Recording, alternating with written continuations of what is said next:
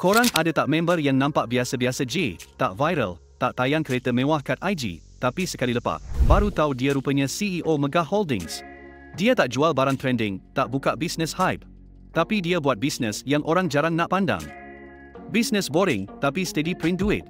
So, dalam video ni, Bros Duit nak share 5 bisnes boring yang ada peluang besar untuk jadi jutawan senyap. Asalkan korang buat yang terbaik dalam setiap peluang yang diberikan, memang tiada apa yang mustahil dalam hidup. So, apa tunggu lagi? Alright, let's go. Nombor 1, sewa scaffold. Kalau sebut pasal scaffold, memang ramai orang tak pandang. Tapi hakikatnya, scaffold ni antara tulang belakang dalam dunia construction. Setiap kali ada projek bangunan, jalan, jambatan atau apa-apa je yang melibatkan kerja tinggi, confirm diorang perlukan scaffold. Benda ni penting sebab ia jamin keselamatan pekerja kat tapak projek. Tapi sebab benda ni nampak basic sangat, ramai tak sedar bisnes ni sebenarnya masuk gila. Bisnes sewa scaffold ni mudah je konsep dia. Beli scaffold sekali, lepas tu sewakan je kat syarikat-syarikat construction. Bila projek besar, scaffold yang diperlukan boleh cecah beribu unit. Lagi banyak unit korang ada, lagi banyak job masuk. Modal permulaan memang besar sikit, tapi sebab barang ni tahan lama, korang boleh rolling berkali-kali. Cakap pasal pendapatan pula, korang bayangkan, satu set scaffold boleh disewa dalam lingkungan 2 hingga 5 ringgit sehari, bergantung jenis dan tinggi. Kalau satu projek pakai 1000 unit selama sebulan, dah boleh buat 60,000 hingga 150,000 ringgit sebulan. Itu baru satu site, kalau pegang 2-3 site dalam masa sama, boleh cecah 200 ke 300 ribu ringgit sebulan. Kos maintenance pun tak tinggi sangat sebab scaffold ni besi, tahan lasa, cuma kena inspect dan servis sikit-sikit saja. Pendek kata, bisnes sewa scaffold ni memang nampak boring dan tak glamour langsung. Tapi yang boring ni lah ramai jutawan senyap pegang. Yang penting, main barang asas yang industri perlukan hari-hari. Kalau korang ada modal dan network dalam construction, memang boleh masuk dalam bisnes scaffold ni. Nombor 2, pembekal tapak telur. Kalau sebut pasal tapak telur, orang ramai memang tak pandang. Tapi cuba fikir balik. Setiap kali beli telur, mesti ada tray atau tapak telur tu kan? Tak kiralah telur kat pasaraya, pasar pagi, kedai runcit atau ladang ayam, semua perlukan tapak telur untuk letak dan angkut telur tanpa pecah. Benda simple macam ni nampak macam tak ada apa-apa, tapi sebenarnya bisnes ni jalan non-stop sebab telur ni keperluan harian orang Malaysia. Bisnes pembekal tapak telur ni simple je. Korang supply tray kosong yang biasanya dibuat daripada kertas recycle, plastik, atau foam.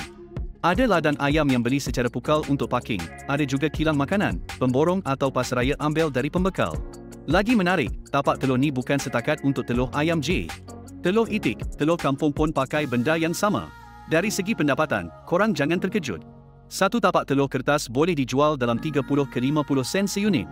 Kalau ladang ayam besar, dia akan order 5,000 ke 10,000 tapak telur sekaligus. Kalau jual 10,000 unit sebulan dengan harga purata 40 sen, dah 4,000 ringgit sebulan. Tapi kalau ada 5-6 klien ladang besar, boleh capai 20 ke 30,000 sebulan. Tu baru ladang, belum masuk market, pasaraya dan kilang makanan lagi.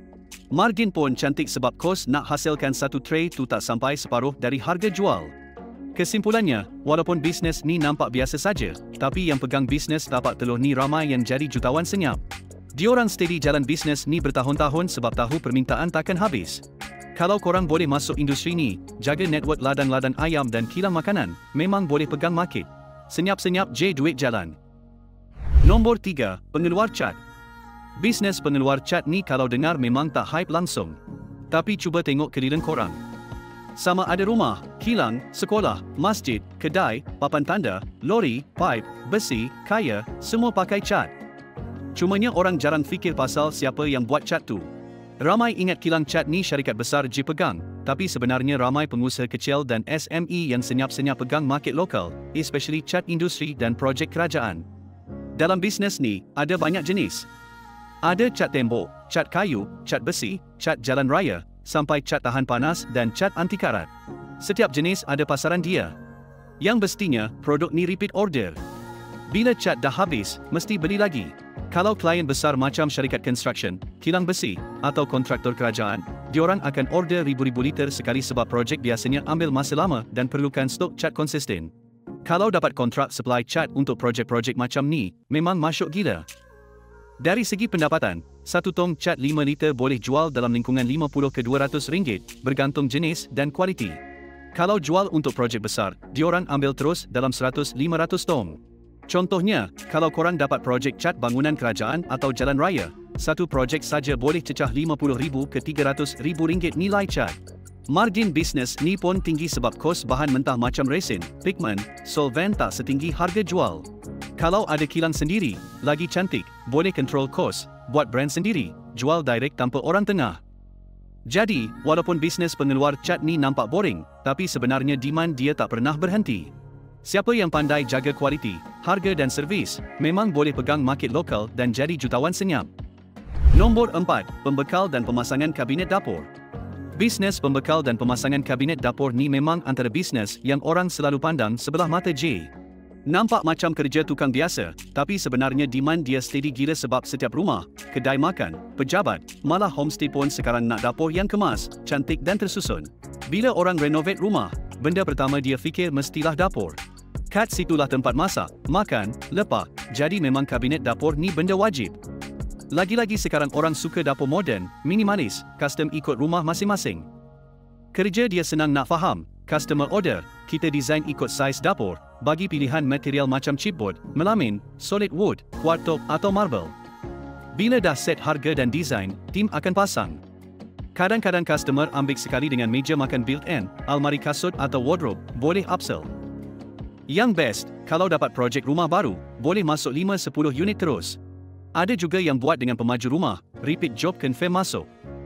Dari segi pendapatan, bisnes ni memang boleh pergi jauh. Satu projek dapur standard boleh charge antara RM4,000 sampai RM15,000 ikut saiz, design dan material. Kalau premium material macam solid surface atau quartzy, harga boleh cecah RM20,000 ke RM30,000. Bayangkan kalau sebulan dapat 5 ke 10 job, boleh rolling RM50,000 ke RM100,000 sebulan. Tu baru job kecil-kecilan. Kalau dapat projek apartmen baru atau rumah banglo, margin dia boleh lagi besar. Ramai tak sedar, tukang kabinet ni ada yang pegang cash flow RM100,000 tapi low profile je.